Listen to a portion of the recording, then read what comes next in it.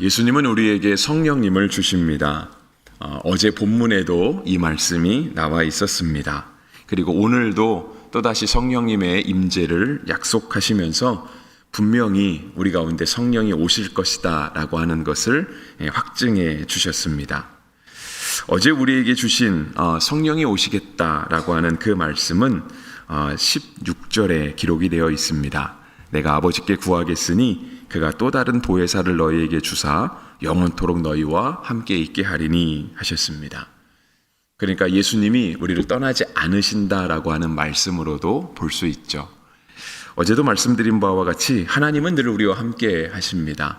그래서 그 이름을 임마누엘이라고 할 정도로 주님은 늘 우리를 떠나지 않으시고 우리와 함께 하시죠.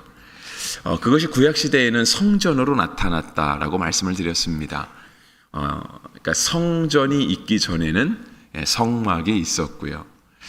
그래서 하나님은 이스라엘 백성들이 광야 생활을 할 때에도 그들이 가나안 땅에 들어가서 정착해서 살 때에도 그들 가운데 함께 하시겠다라고 하는 어떤 하나님의 임재의 상징들을 그것을 늘 보여주셨죠. 그리고 신약 시대에 와서는 예수님이 직접 이 땅에 오셨습니다. 그러니까 하나님이신 예수님이 사람의 몸을 입고 이 땅에 함께 오셨죠. 그래서 정말 그 당시 사람들 정말 복 있는 사람들이었습니다. 예수님을 볼 수 있었고 또 들을 수 있었고 만져볼 수 있다고 하면 만질 수도 있는 사람들이었기 때문에 그렇습니다. 그런데 예수님은 이 땅에 영원토록 계시지 않았고 예수님은 일정 시간의 공생애를 마치신 다음에 다시 하나님 나라로 올라가셨습니다. 네, 그렇게 빈자리가 느껴지지 않도록 예수님은 오늘 마지막 때가 되어서 성령님을 보내주시겠다라고 제자들에게 약속하고 있습니다. 그리고 그것이 어제 있는 16절 말씀처럼 영원토록 너희와 함께 있게 하겠다라고 하시는 하나님의 말씀으로 나타났습니다. 요한복음은 총 21장까지 있어서 아직 예수님의 마지막 때를 생각하기에는 장수가 조금 여유가 있습니다. 그런데 이제 요한복음은 다른 복음서와는 조금 다르게 편집된 면이 있습니다. 그래서 오늘 우리가 이제 14장 끝나는 부분까지 보았는데요. 오늘 본문 25절에도 보시면 내가 아직 너희와 함께 있어서 이 말을 너희에게 하였거니와 라고 하는 말씀을 하십니다. 그러니까 아직까지는 함께 있다라고 하는 말씀이 곧 있으면 함께 있지 않을 것이다 라고 하는 의미를 담고 있습니다.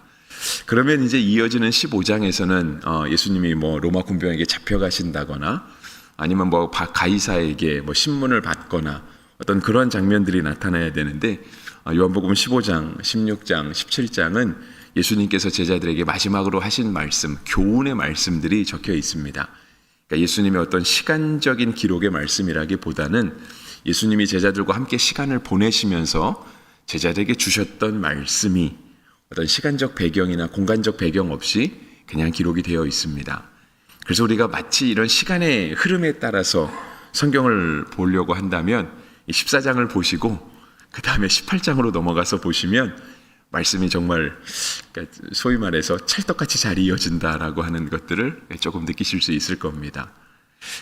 중요한 건 오늘이 예수님의 시간에 있어서는 조금 마지막 때라고 하는 거죠. 성경의 장은 아직 남아있지만 그래서 예수님께서 제자들에게 말씀하신 것이 성령님의 임재를 약속하셨습니다. 예수님께서 떠나시는 것은 제자들에게 불안할 수 있습니다. 그렇죠. 이 제자들은 예수님과 함께 동고동락했던 사람들이었거든요. 예수님을 따르기 위해서 자신의 것들을 다 내어버렸던 사람들입니다. 물론 예수님께서 12제자를 부르실 때 그 예수님의 12제자 한 사람 한 사람을 어떻게 어디서 불렀다라고 하는 것들을 성경은 다 기록하고 있지는 않습니다. 몇 명의 사건들에 대해서 기록하고 있는데요. 특히 어부들이 많았죠. 그리고 이제 세리였던 마태가 있고요. 어부들은 다 버리고 따랐습니다. 배도 버렸고, 배를 버렸다고 하는 말은 생계를 포기했다라고 하는 뜻이죠. 그가 지금까지 이룩해온 그의 모든 삶들을 다 내려놓았다라고 하는 겁니다. 그리고 가족들도 남겨두었습니다. 그리고 그냥 예수님을 믿고 따랐습니다. 그런데 어느 순간 예수님이 내가 떠날 것이다 라고 말씀하시는 것, 내가 더 이상 너희와 함께 있지 않을 것이다 라고 말씀하시는 것은 제자들에게 있어서 청천벽력과 같은 말씀이었을 겁니다. 우리는 다 버리고 주님을 따랐는데 주님이 갑자기 여기서 떠나신다라고 하면 우리는 과연 어떻게 될 것인가 라고 하는 그러한 어떤 인간적인 막막함들이 오게 되는 거죠. 근데 이런 인간적인 막막함 말고도 제자들에게 있는 불안함은 또 있습니다. 그것은 예수님이 그간에 하신 사역들, 예수님은 그간 이스라엘 사람들이 하나님의 말씀을 붙들고 살아가던 모습들, 그것이 율법으로 주어졌었죠. 그러니까 출애굽기에서 주어진 또 레위기, 민수기, 신명기, 계속해서 하나님의 말씀이 주어졌던 그런 율법들을 이스라엘 백성들은 생활의 모습을, 생활의 양식으로 살아가고 있었는데 이거 시간이 너무 오래 지난 거예요. 시간이 너무 오래 지나다 보니까 율법의 본질들이 자꾸 퇴색되는 거죠. 그러니까 본질이 퇴색되고 나니까 이제 형식만 남는 거예요. 우리가 이걸 왜 했지? 몰라, 그냥 우리 아버지가 했어. 우리 할아버지가 했어. 뭐 의미는 이런 의미가 있다는데 뭐 구체적으로는 잘 모르겠어. 이런 모습으로 자꾸 율법이 남아있게 되는 거죠. 그러니까 예수님이 이걸 다시 되돌린 거예요. 당연하지 않겠습니까? 하나님의 말씀이 삶 속에서 자꾸 묻혀지는 거예요. 뭔가 형식은 남아있는데 그 말씀의 본질이, 말씀의 비밀이 묻혀지게 되고 뭔가 겉모습만 남은 것 같으니까 예수님이 그 숨겨있는 보화를 다시 드러내는 것처럼 말씀의 본질을 회복시키신 거죠. 예수님은 참 옳고 당연한 일을 하셨지만 그것이 당시 종교 지도자들에게 있어서는 그 가르침을 거스르는 것처럼 마치 이스라엘의 관습을 거슬러 올라가는 것처럼 느껴졌을 겁니다. 그래서 그 당시 종교 지도자들은 예수님을 죽이려고 그렇게 계획을 세우고 있었습니다. 요한복음에서는 그 말씀이 어디 나오냐면 요한복음 11장에 나옵니다. 11장은 예수님께서 나사로를 살리신 사건이었거든요. 나사로를 살리시고 나서 죽은 자가 다시 살아난 것에 대한 그런 것들을 해석하고 받아들이는 장면 속에 예수님은 당연히 죽은 사람을 살릴 수 있는데 그것이 당시 종교 지도자들에게 잘 받아들여지가 않았던 거죠. 그래서 사람들이 예수님을 죽이려고 했습니다. 그런 분위기가 있는 거예요. 그런 분위기가 있는데 갑자기 예수님이 난 이제 떠날 거야. 이제 너희끼리 해야 돼. 이제 내가 없을 거야 라고 하는 말씀을 하시니 제자들이 불안한 것은 당연한 것이었습니다. 그래서 예수님께서 약속하신 것이 바로 보혜사 성령님을 보내시겠다라고 하는 겁니다. 그리고 보혜사 성령님이 오시면 우리 가운데 평안을 주실 것이다 라고 얘기하는 거죠. 그래서 27절 말씀은 우리 가운데 너무 익숙하죠. 찬양도 있고요. 평안을 너희에게 끼치노니 곧 나의 평안을 너희에게 주노라. 내가 너희에게 주는 것은 세상이 주는 것과 같지 아니하니라. 너희는 마음에 근심하지도 말고 두려워하지도 말라. 그렇습니다. 주님이 주시는 평안은 세상이 주는 평안과는 다르죠.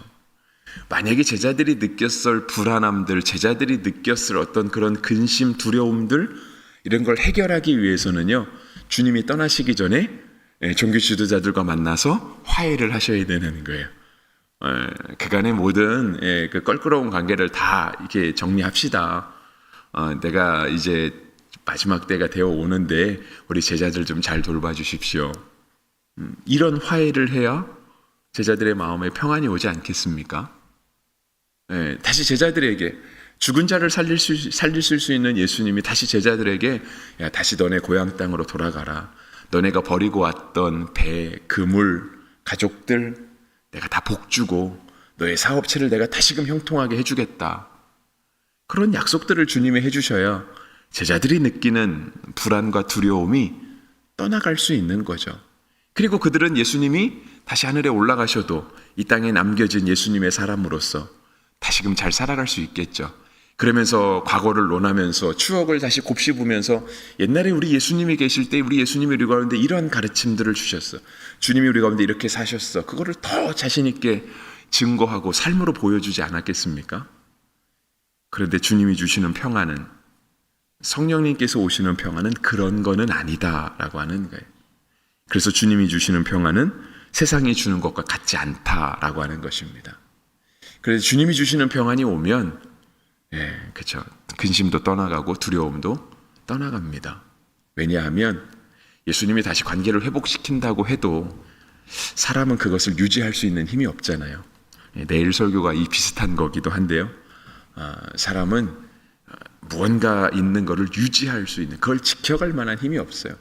주님이 아무리 우리에게 어떤 삶의 터전들을 마련해 주신다고 해도 우리가 그것을 마지막까지 막 대대손손 잘 해갈 것이다, 그런 게 없는 거죠. 그래서 주님은 그냥 우리 가운데 그런 걸 주시겠다고 하는 것이 아니라 잠깐 실수하면 사라지는 것, 우리가 세상에서 떠나면 우리가 더 이상 맛볼 수 없는 그런 평안을 주시겠다고 약속하는 것이 아니라 영원토록 떠나지 않고 영원토록 주님과 함께 누릴 수 있는 평안들을 주시겠다라고 말씀하시고, 그것은 세상과는 다르다라고 말씀하셨습니다. 사실상 그래서 우리에게도 주님이 주시는 평안이 진짜 평안으로 여겨질 수 있어야 돼요. 주님이 주시는 복이 진짜 참된 복으로 여겨질 수 있어야 됩니다. 예수 믿었는데 뭐 잘 되는 거 없더라, 뭐 자녀가 공부를 잘하게 되는 것도 아니고, 갑자기 우리가 건강해지는 것도 아니고, 사실상 주님의 관심은 1차적으로 거기 있지는 않습니다.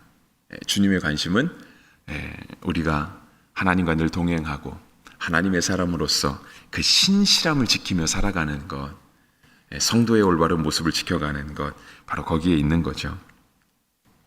그 모습을 보혜사가 오시는 모습으로 26절에 이렇게 말씀하시죠.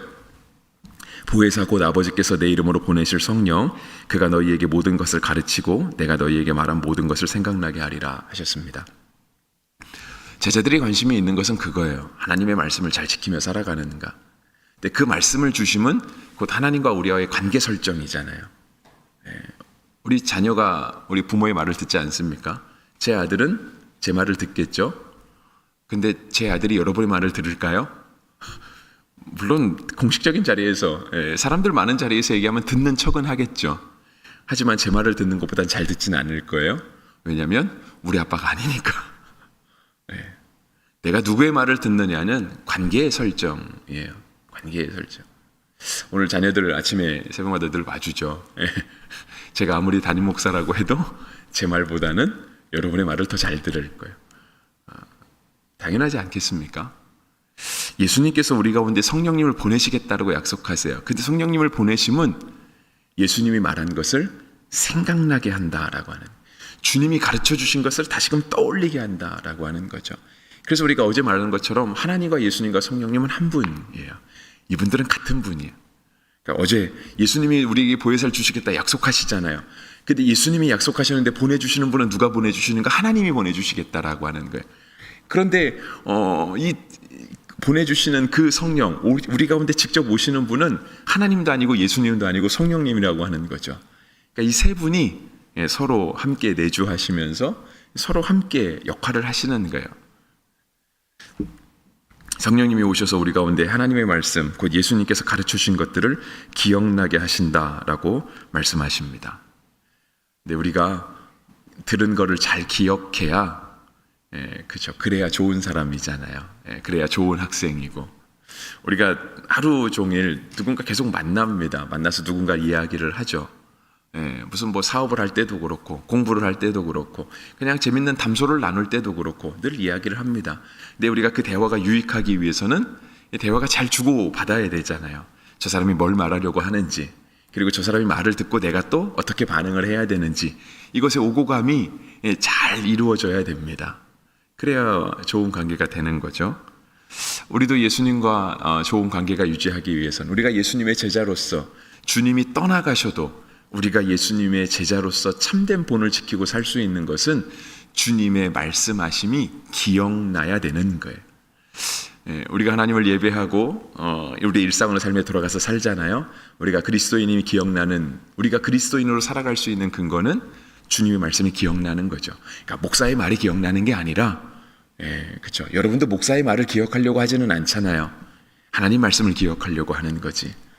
그 말씀이 기억나야 우리의 삶 가운데 우리가 주님의 사람, 하나님의 사람으로서의 본질을 지키고 살아갈 수 있다라고 하는 거예요. 근데 말씀이 기억나지 않으면 그건 좋은 건 아닙니다. 학생이 학교 가서 하루 종일 선생님 말씀 듣고 오잖아요. 아침부터 가서 저녁까지 듣고 오잖아요. 물론 요즘은 조금 수업 시간이 짧아진 것 같아요. 저희 때는 아침 막 8시, 7시에 가서 막 보통 5시, 6시, 심지어 야간 자율학습에서 막 밤 11시까지 하루 종일 학교에서 하루 종일 선생님에게 수업을 듣잖아요. 집에 와서 무슨 말을 기억했을까 하는 생각을 해봐요. 그렇게 하루 종일 선생님 말씀 들었는데 집에 와서 기억나는 선생님 말씀이 뭐가 있지? 근데 기억해야 되는 거예요. 기억해야 돼. 보혜사가 오셔서 우리 가운데 하나님 말씀을 기억하게 하시겠다 말씀하시고 그걸 기억해야 하나님의 제자, 하나님의 사람으로 잘 살아갈 수 있다 하시는데요. 이 비슷한 말씀이 구약에도 기록되어 있습니다. 조금은 무서운 말씀이기는 하지만 잠언 29장 18절 말씀을 보시면은요. 묵시가 없으면 백성이 방자히 행하거니와 율법을 지키는 자는 복이 있느니라 했습니다.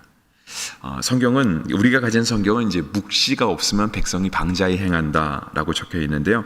이것을 이제 공동 번역으로 보면은 이렇게 되어 있습니다. 계시의 말씀이 없으면 백성이 방자해진다. 그러나 하나님의 법을 지키는 사람은 복을 받는다라고 번역을 했습니다.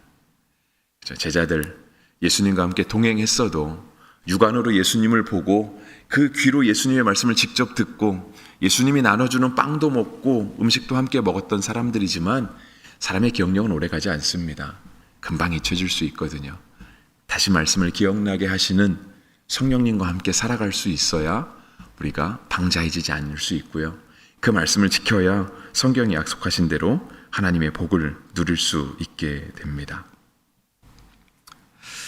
이 아침 우리가 하나님을 다 이렇게 만나고 예배하고 하나님 말씀 듣고 돌아가게 되잖아요. 오늘 하루를 살아갈 때 성령님이 여러분 삶 가운데 임재해 주시고 성령님께서 여러분들에게 하나님의 말씀을 기억나게 해주시기를 바랍니다. 특별히 우리 자녀들에게 하나님께서 임재하시고 도와주셔서 우리 자녀들이 하나님의 말씀을 기억하고 그 말씀 위에서 살아가게 되는 그런 복이 있게 되기를 간절히 바랍니다. 오늘 우리 아동부가 겨울 나들이 나가게 되거든요.